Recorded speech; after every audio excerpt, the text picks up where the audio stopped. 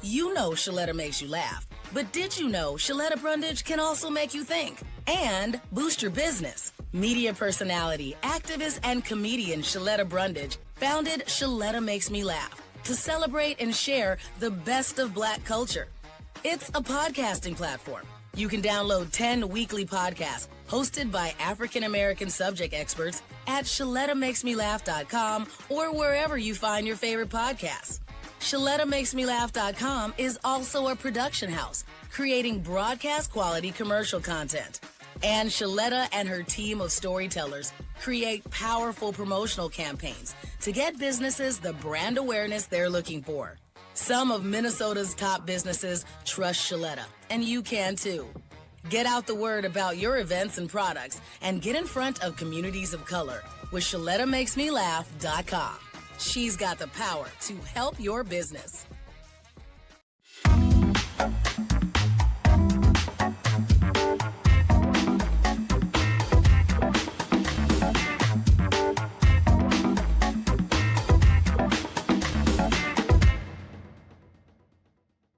Hey, lovelies. Welcome back to another episode of Get Lean and Lit with Lindy. As you guys know, if you're returning, or if you don't know, if you're new, this is the podcast for women over 40 who are trying to get lean by losing fat, who are trying to get strong by building up their muscles, and who are just in general trying to be healthy as we age. That is the premise of this podcast.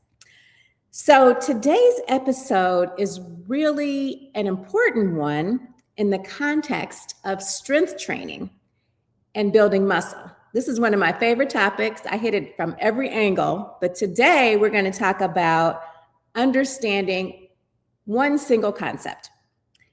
So you can stop wondering what you're doing right, what you're doing wrong. Am I growing my muscles? What's happening? We are going to be talking about progressive resistance. It's critical.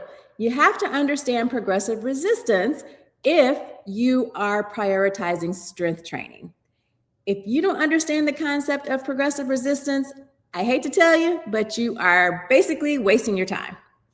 I'm saying. So let's dig in. Let's talk about what we're going to talk about today. So here's the deal. If your workouts never, and I do mean never, get harder, your body never has a reason to get stronger. Point blank, period. That is basically the crux of what we're going to be talking about today. Progressive resistance, the name may sound fancy or sound, like it's something elevated or whatever, but it's really a very, very simple concept. So this is how I look at it. Your muscles don't count birthdays. They don't know if you're 28 or 68. Your muscles respond to challenge. That's what the muscle does. It responds to challenge. So you could be young, you could be old, you could be middle-aged. None of that really matters. It matters if you're challenging your muscles. If your stimulus that you're putting on your muscles, let's say the weight is the same, then your muscle is going to stay the same. Muscles are really smart. Our bodies are smart. And we don't want that. We don't want to stay the same because if we're putting in work, we're putting in sweat, time, energy, effort, all the things, we want a return on our investment. We want the ROI from strength training. I know I do because when I strength train, I'm putting in work. I'm sweating. I'm breathing heavy. I'm tired. I am putting in work. So you best believe I am looking for some muscles to grow. Hopefully you guys are doing the same thing. So a few years ago, I noticed something funny. Actually, it wasn't like ha funny. It was actually a little bit embarrassing, but I'm gonna share it with you guys because I love y'all, because y'all are my girls. I realized I had been using the exact same pair of 15-pound dumbbells to do my bicep curls forever. Just a long time. I actually caught myself, doing the same cadence, 2 up, 2 down for 12 reps. And then I had the nerve to actually wonder why I wasn't getting stronger in my bicep curls. Y'all, I was tripping, okay? my muscles had become basically BFFs with those 15-pound dumbbells. My biceps knew exactly what was coming. There was no surprise to it. There was no challenge to it. Therefore, there was no reason for my biceps to adapt and to grow and to get stronger. I was like, okay, this is for the birds. The next week, I picked up my 17.5-pound dumbbells. Now, those aren't exactly the dumbbells that you'll find on everybody's shelf, but I like them. I love my 17.5s. Were they heavier on my biceps? Absolutely. Did I make all 12 of my reps in that set? Absolutely not. I got to 8 reps. And you know what happened? Within a few weeks, I was curling those 17.5-pound dumbbells 12 times in a row because I was getting stronger. That's an example of progressive resistance. It's not magic. It's not anything that's like woo, woo, woo, woo. It's really just conscientious progress. It's making progress in a conscientious way. Okay, so let me back up just a little bit. Let me give a definition of progressive resistance. What exactly is progressive resistance? So here, the best way I can really describe it for you guys is by using an analogy. Because you guys know I love my analogies. I'm always talking about this and this and that, comparing things. So here's my analogy. Think of your muscles like really, really brilliant employees. If every day you ask these employees to lift a 10-pound box, eventually the employees are going to be like, this is super easy. I got this. I don't even have to think about it. Nothing changes. Keep doing the same thing. Now you give your employees a 15-pound box. Suddenly, they actually have real work to do. That is how your muscles grow. Your body is always asking one simple question.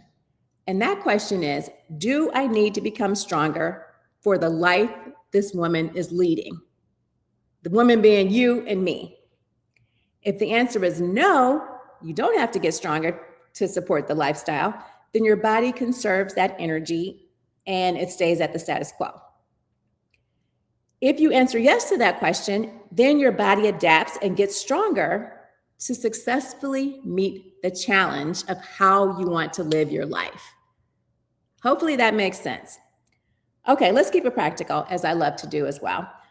I'm going to share 5 signs that you're ready to lift heavier weights. So get out those pens and pads. Let's talk about it. Sign number 1, you finish your set of an exercise and you think, or even say to yourself, wow, that wasn't bad at all. You haven't broken a sweat. You haven't huffed and puffed, nothing. That's the wrong answer. Point blank, period. A working set should feel like work. Okay? Working set has to feel like work. You should know that you exercised and that you weren't just chilling. We're not chilling here. We're actually trying to make things happen. Sign number 2, you easily hit all of your reps in a set that you set out to hit. If your goal was 10 reps and you did 10 reps, but you could have done 12, 13, 14, 15, then it's definitely time to add weight. Nothing is changing if you are breezing through. Sign number 3, and this one may be a little bit controversial. Sign number 3, your form stays perfect for the whole set. You don't wobble, you don't bobble, not even a little bit. It's the same exact form from rep number 1 to your last rep. If you could do more reps without the slightest little break in your form during the last couple of reps, then you have to add a little bit of weight. So let me be clear. I'm not advocating or encouraging sloppy form, nothing like that. I don't want you just adding random weights, but I'm saying if you get down to your last rep and it's breezing up like your first rep, clearly you are not being challenged. You have to add some weights, okay? It really is a kind of a fine line, but perfect your form first and then add weight second. And then by the last couple of weights, you should be on the struggle bus a little bit. You don't have to be driving the struggle bus. You could be a passenger in the back, but the struggle bus should be in view. All right, sign number 4. The last few reps do not slow down. Your cadence is not slowing down. If you watch experienced lifters, of which I consider myself one, I've been lifting for over 20 years, the final 2 reps always move slower than the first 2 reps because you're putting in effort, because you're tired by that time. You're putting in work. So if every rep is flying up and down at exactly the same speed as when you started, absolutely not. You got to add some weight. And lastly, sign number 5, as I said earlier, you've been using the same weight for months on a particular exercise. Can I lovingly call you guys out on this? Because I talked about myself, I'm going to call you guys out as well. If you've been curling the same 10-pound dumbbells since your daughter graduated high school and now she's a senior in college, it is time to up your weights. Let this be a sign for that. Okay, I have a story for you guys. It's story time. Once I watched a trainer ask a woman how many more reps she could do. You know, I was, again, ear hustling because I like to be in the know and see what people are talking about. She smiled and she said, I could probably do about 5 or 10 more. 5 or 10? That's outrageous. The trainer laughed and said, okay, so you've really only done half your workout. You got more work to do. He was on point, and I've never forgot that exchange. I thought it was very funny. Now, after every set, I definitely ask myself, honestly, I have to be honest. You need to be honest with yourself too, because a lot of times we give ourselves breaks and, oh, I'm tired, or have 50 million excuses. Absolutely not. Honestly ask yourself, could I have done 3 more reps? If the answer is yes, then the next workout, I am increasing something. I'm either increasing my weight, I'm increasing the repetitions I'm doing in each set, I'm increasing my tempo or slowing my tempo down. Something has to change because muscles do not reward comfort at all. They literally will stay the same, and that's not what we want. But wait, you can't increase everything at the same time. There's different levers that you can play with when you're doing strength training, but you can't do everything at the same time. This is where women get a little bit nervous because they think they don't understand how to go about it. And I'm gonna break it down for you guys shortly. Progressive resistance doesn't mean adding weight every single week like clockwork. That is absolutely not what it means. Some weeks your goal is simply to perform this with the same weight, but under better control. Maybe your squat gets deeper. Maybe your row is smoother. Maybe you pause for a second at the bottom of an exercise versus just going straight through it. So progress isn't necessarily always heavier. That's an easy way to do it, but it's not always heavier. Sometimes it's a cleaner lift. Sometimes it's a slower cadence. Sometimes it's simply locking in when life is super busy and wants to throw you some distractions. It's locking into the mind-body connection and making sure that you're fully present. Now, I want to share something with you guys. My favorite system for tracking progressive resistance is my favorite because it's simple. I want you guys to understand where I'm coming from and hopefully adopt this into your workout routines because it's really effective and it's really simple.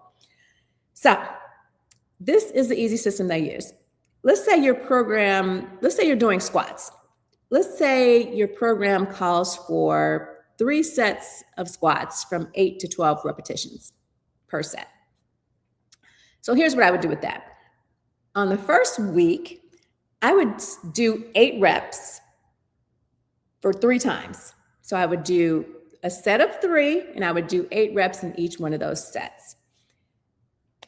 I would make sure my cadence is slow enough that I can feel my muscles activate. And I definitely make sure that my form is on point. So I will study myself in the mirror and make sure that my form is right. Because at the end of the day, if you're doing weight training and your form is jacked up, Absolutely not. You're going to get hurt and you're not going to build muscle. So it's a 2-for-1 whammy if you're not doing what you're supposed to be doing in terms of the form. So that's week 1. The next week, I'll target those same 3 sets in my squats, but I would do 9 reps. So I would add 1. If everything goes smoothly, I'm doing 9, 9, and 9. The week after that, 10, 10, and 10, 11, 11, 11. And then the final week, if I can do 12 of those reps perfectly, everything looks good, then I know it's time to move to the next weight. So if I'm doing a 35-pound dumbbell in each hand, and I get to do 12 clean, really, really good squats, and I'm like, okay, I can do this. The next week, I'm on to 40-pound dumbbells, and I'm going to be back to 8 repetitions per set. It's simple. Hopefully, you guys followed along. If you missed something, just replay it, just rewind it so you can understand what I'm talking about. But you're building slowly over time, and when you max out at those 12 reps, then you add some more weight. Or whatever, you guys can play with the numbers as well. I like to start at 8 and go to 12. You can do 10, you can do 9, whatever you want to start with, and then increase from there. But once you can do them all with good form and you can feel your muscles working, then it's time to add the next weight. And then the process starts all over again. It's simple, it works, and it really takes all of the guesswork out of lifting when you're lifting progressive resistance. It takes all the guesswork out. If you're tracking in your tracker, you know what you lifted last week for that particular lift. You know what you did the week before. So you're constantly upping the ante. That is the crux of what I'm talking about today. Okay. I'm going to leave you guys with a good story, another story time about me. It's not always about me. Usually it's about former clients or friends or cousins or whomever. But today I had a couple of things to say about myself. So there was a period of time when I was in a cut. If you guys know what a cut is, it means you're trying to drop fat. You're trying to drop body fat. So this was a while ago, but I was in a cut where I was trying to drop about 10 pounds of body fat. So the scale was not moving at all, which I did a podcast on the scale. So we know we don't like the scale that much, but the scale wasn't moving, but my strength was increasing. How did I know? Because I was tracking it. There was a month when my weight literally barely changed. I did not lose an ounce, or maybe I lost 0.1 or something like that, something really, really small. Historically, I would have been upset by that. I would not have been happy at all. But instead, I looked at my workout log and saw that every major lift had improved over a course of like 6 weeks. My chest press was heavier, my rows were heavier, my leg press had increased. So I wasn't losing any weight per se on the scale, but I was rebuilding. So a few weeks later, my clothes fit differently. My waist had gotten smaller because I measured with a tape measure.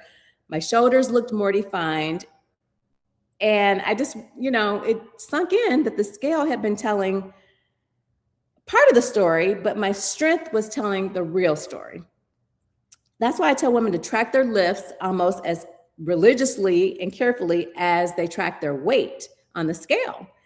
Sometimes your dumbbells are going to celebrate and reward your progress before your bathroom scale does. Like that happens quite a bit if you're doing progressive resistance. Now, you know that I have to keep it 100% real and make sure that you guys are not getting it twisted and making some mistakes based on what we're discussing today. So here's what I don't want you to do. Do not walk into the gym tomorrow and suddenly double every weight that you've been doing. That is not the move. That's literally orthopedic surgery waiting to happen. We're not doing that. Progress should feel intentional. It should be gradual and it should be earned. So if you're increasing your upper body lifts by, let's say, 2.5 to 5 pounds, that's fantastic for your upper body. If your lower body lifts are increasing by 5 to 10 pounds, that's great. It really depends on the exercise, but your lower body can hold a lot more weight and use a lot more weight than your upper body can. So small increases become big changes over the horizon of time. So I have a weekly challenge for you guys. Let's talk about the weekly challenge. This week, I want you to bring a notebook with you to your workout. Or you can use the Notes app on your phone or however you want to record. This is what I really want you guys to do. Write down the exercise, the weight that you're using, how many reps you do, and how difficult it felt. And be honest with yourself, because what gets measured gets improved. The following week, try to beat one thing about that lift. It could be adding one more rep. It could be adding 2.5 more pounds if it's upper body, 5 pounds if it's lower body. That's it. One tiny improvement, because those really tiny wins become dramatic transformations when compounded over time. It just does. Progressive resistance is where it's at. So I'm going to leave you guys with this thought. Women will often say, I wish I were stronger. And my thoughts and my answers to that is, strength is not something that you're given. It's something that you have to earn through sweat and sometimes tears. I don't want to put blood in there, but hey. But it's one challenging rep at a time. Your body is capable of so much more than you think it is in terms of strength training. You can progress if you're conscientious about it, if you're recording, and if you know that you have to progress. You can't stay the same to get change. So don't let comfort decide your future of lifting.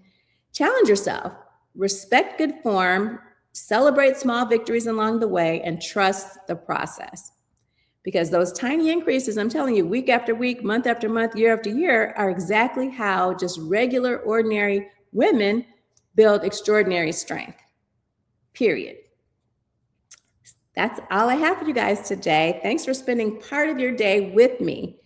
And if this episode helped you understand progressive resistance any better, send it to a friend who's doing the same workout that she downloaded in 2019. She's got to change. And if you're loving Getting Lean with Lindy, I'd be so grateful if you guys would subscribe and leave a review, because it helps women discover the podcast and it helps all of us become healthier as we age. It's really one of the best investments that you can make for your health. So until next time, keep it real, keep it consistent, and I'll catch you guys on the next episode. Bye.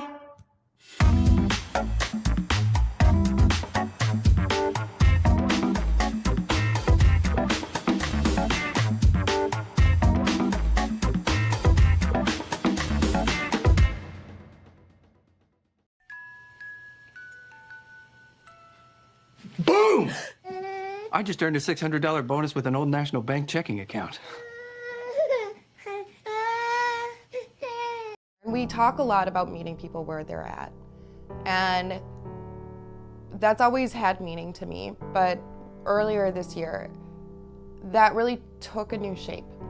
I really value the fact that we have a space where people can come in and to receive these services, but not all people feel safe anymore. Coming out, going places, and just re-looking at what does it truly mean to meet people where they're at, and how do we effectively do that, has been a really big part of what this year has looked like for us. Sometimes we believe those lies, that we are no good, that maybe, this is all there is. And when I got sober, I realized, no, there's something more fighting for, and I'm out here every day fighting for it, for myself, for the women in my community, whom I love, but this Waymakers is a big part of that. So I'm just grateful. I'm so grateful. And I couldn't have done it without being sober, of course, and having the good support, because nobody can do it alone. For folks who are wondering, what's on my ballot? Sure, I've heard of these high-profile things, but are there local things on my ballot? We've got a good website. It's mnvotes.gov, mnvotes.gov, and right there you'll see you can enter your address, and up will pop a sample ballot. So if you're wondering, hey, are we even voting on county commissioner or mayor or whatever it is? look no further, mnvotes.gov, type in your address, and up will pop a sample ballot. It'll show you every office and every candidate for that office. And if they gave us a website, we'll link you right to that website too.